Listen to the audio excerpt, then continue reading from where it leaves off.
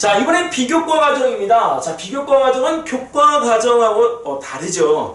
근데 이 비교과 과정을 우리가 안 할 수가 없어요. 과학을 갖다 하는 친구들의 대부분들이 이 비교과 과정을 통해서 그죠, 과학이라는 부분에 대한 과정을 이해하고 그 다음에 문제 해결력에 대한 부분들을 이렇게 확장시키면서 나아가기 때문에 이 비교과에 대한 부분을 소홀히 할 수가 없습니다. 더군다나 이 비교과라고 하는 것이 각종 대회를 포함하고 있기 때문에 학생들이 공부하면서 꼭 참여해야 될 부분들이기도 하죠. 자, 여기 보시는 것이 비교과 연관 일정표입니다. 뭐 과학탐구 토론대회, 학생탐구 발표대회, 우리가 과학 전람회라고 불리는 것, 네, 항공우주대회, 에어로켓, 그 다음에 우리가 자연관찰 탐구대회, 탐구실험대회, 창의력대회, 그 다음에 동아리 발표대회, 수학용어대회, 이런 것들 다양한 것들이 있어요. 이거 말고도 더 많은 대회들이 있습니다. 자, 근데 이런 대회들을 모두 다 참여할 수도 있지만 학생이 집중적으로 하고 싶어하는 부분, 본인의 어떤 이력을 갖다가 관리하기 위해서 하고 싶어하는 대회들이 분명히 있을 겁니다. 그런 대회들을 어떻게 치러야 되는지 그 대회에 대한 부분에 대한 표를 만들어야 되지 않겠어요? 자, 그래서 이 작고 큰 대회에 대한 부분들을 간단하게 제가 설명을 드릴 수 있는 자료들을 준비해 보았습니다. 자, 한눈에 보는 과학연대기에서는 이런 토론대회와 그 다음에 에어로켓, 자연관찰 탐구대회, 탐구실험대회, 창의사고력대회, 과학탐구보고서에 대한 내용들을 학생들이 대비할 수 있는 교재가 준비되어져 있습니다. 그렇기 때문에 시기적절하게 그런 부분들에 대한 준비를 한다면 아이들의 꿈, 아이들의 실력 이것들을 확장시켜 나갈 수 있지 않을까요? 자, 여기 보시면 과학탐구 토론대회, 즉 과학토론대회인데요. 여기 우리가 주어진 주제에 따라서 내용적인 지식을 갖다가 공부하고 그 지식에 대한 이 부분들을 이렇게 우리가 토론해 나갈 수 있는 방법적인 제안들을 통해 본인이 작성하고자 하는 개요서까지 마무리 지을 수가 있습니다. 자, 이 개요서 작성에 대한 부분들은 보통 1주차 때 어떻게 작성을 해야 되는지, 자, 내용에 대한 부분, 수업을 갖다가 우리가 봤지만 이 수업을 받는다고 해서 우리가 잘하는 건 아니죠. 자, 근데 그 잘하는 것이 아닌 학생들을 잘하게 만드는 것이 또 학원의 목입니다. 그래서 2주차 때는 개요서 작성을 통해서 첨삭을 하고요. 그 다음에 우리가 학생이 직접 툴을 갖다 이용해서 그 내용적인 발췌, 즉 캐치를 빠르게 할 수 있도록 도와줍니다. 자, 그리고 3주차 때 이런 개요서 작성을 할 때는 아이디어를 이런 그림 도예식으로 설명할 수 있도록 해주면 4주차 때는 과학탐구 토론대회, 즉 과학토론대회에서 본인이 원하는 만큼의 개요서를 작성할 수가 있습니다. 아, 물론 글씨 잘 써야 되겠죠. 자, 그래서 여기에 있는 이 부분에 발표 연습까지 우리가 하게 되면 발표 연습을 통해서 본인이 못한다라고 했던 생각까지 일깨워줄 수 있어요. 발표가 우리 약했다라고 하지만 실제 발표를 시켜보면요, 매우 잘하는 친구들이 엄청 많아요. 자, 그래서 그런 친구들이 발표할 때 암기를 하느냐? 암기하지 않아요. 왜? 저처럼 손가락을 갖다 이렇게 쓰면서 또 제스처를 갖다 하면서 자, 하는 방법들에 대한 부분들을, 그 다음에 이 질문을 받고 그 질문에 대한 답을 하는 스케일들을 갖다가 같이 연습을 하다 보면 어느새 이 아이들이 발표에 전문가가 되어져 있습니다. 자, 그래서 이 과학토론대회라고 하는 건 학년을 막론하고 고등학교 때까지 꼭 해봤으면, 해보면 좋을 대회라고 하는 것을 저는 적극적으로 주장하고 싶습니다. 자, 그 다음에 항공우주대회, 일명 에어로켓 대회죠. 물로켓 대회가 없어지고 에어로켓 대회로 이게 바뀌었는데요.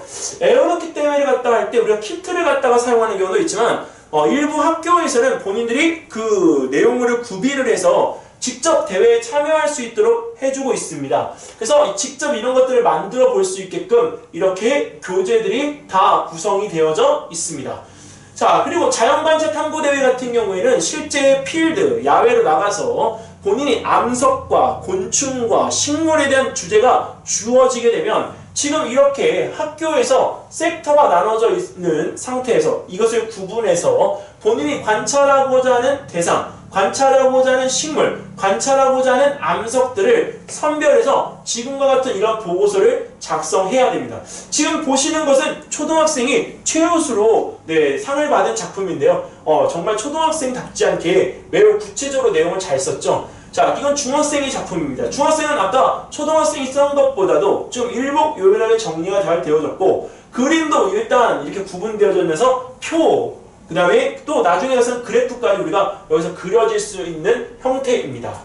자, 그 다음에 과학탐구실험대회는 다른 기타 대회하고 좀 다른 게 실험에 대한 이 부분을 갖다가 학생이 직접 소화해서 할 수 있도록 주어지고 있고요. 지금 보시는 지역대회 기출문제에서 보시는 것처럼 실제 내용들에 대한 것들을 주어지고 나서 어떤 실험을 갖다가 우리가 진행할 것인지 탐구 과정에 대한 부분들을 해보고 나서 실험에 대한 것을 지정되어진 시간 동안에 해 결과를 도출하도록 하는 대회입니다. 자, 그래서 이렇게 이 부분에 대한 보고서 샘플들을 이렇게 보시면 실제 이런 것들로 우리가 나타나게끔 되어진다. 자연관찰 대회하고 어때요? 똑같죠? 여기 있는 내용이 바뀌었네요. 자, 그냥 창의사고력 대회는 여기 있는 이 부분의 문제가 이제 창의적인 부분에 대한 문제들로 주어지는데 교과 그 학년에서 배우는 내용에 그렇게 크게 높지 않은 내용. 근데 그 학년에서 나오는 내용들을 바탕으로 해서 물어보고 있는 지식들이 대부분이기 때문에 그 학년에서 배운 내용을 심화적으로 공부를 한 친구라면 준비하기가 어렵지 않습니다. 자, 그래서 여기에 우리가 한 문제를 보면 바닷가 방파제에 서 있으면 파도가 무서운 힘으로 밀려왔다가 되돌아가는 것을 볼 수 있습니다. 이 파도의 힘을 이용한다면 우리 생활에 쓰이는 에너지를 얻을 수도 있을 것입니다. 자, 어떻게 하면 파도의 힘을 우리가 쓸 수 있는 에너지로 바꿀 수 있는지 설명하시오라고 했는데 그림을 그려 설명해도 좋습니다라는 문구가 붙어 있습니다.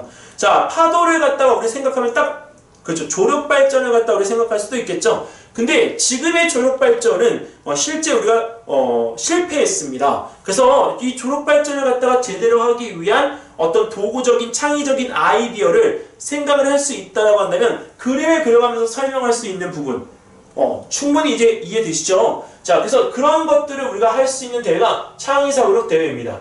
자, 그리고 과학탐구 보고서, 일명 과학 전람회라고 불리우는 것. 초등학교 때는 우리가 한번 해보지만 중학교 때는 그렇죠. 이것이 곧 대회가 되고 입시가 되어지기 때문에 매우 중요한 대회입니다.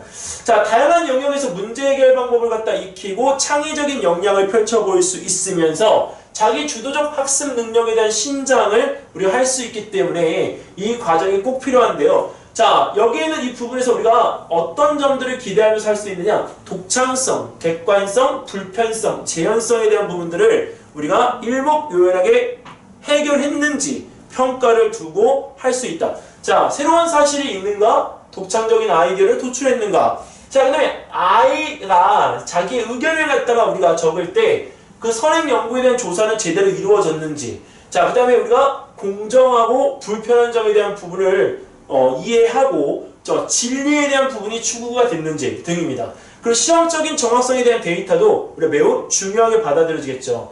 자, 이렇게 우리가 비교과를 갖다가 해야 되는데요. 정말 할 게 많습니다. 자, 부모님, 과학 공부 쉽지 않으시죠? 근데 이 과학 공부 쉽지 않은데 이 아이가 가지고 있는 과학적인 색깔을 갖다가 결정짓는 건 더 어렵습니다. 자, 아직도 고민이시라면 고민하지 마시고요. 하늘에 보는 과학 연대기로 시작하십시오. 그러면 정말 자녀분에게 좋은 기회가 될 수 있을 것 같고요. 그 하늘에 보는 과학 연대기가 부모님과 그 다음에 자녀분에게 과학을 잘할 수 있는 힘을 드릴 수 있을 거라고 생각이 되어집니다. 자, 그러면 여기서 마무리 짓고요. 저는 다음에 또 인사드리겠습니다. 감사합니다.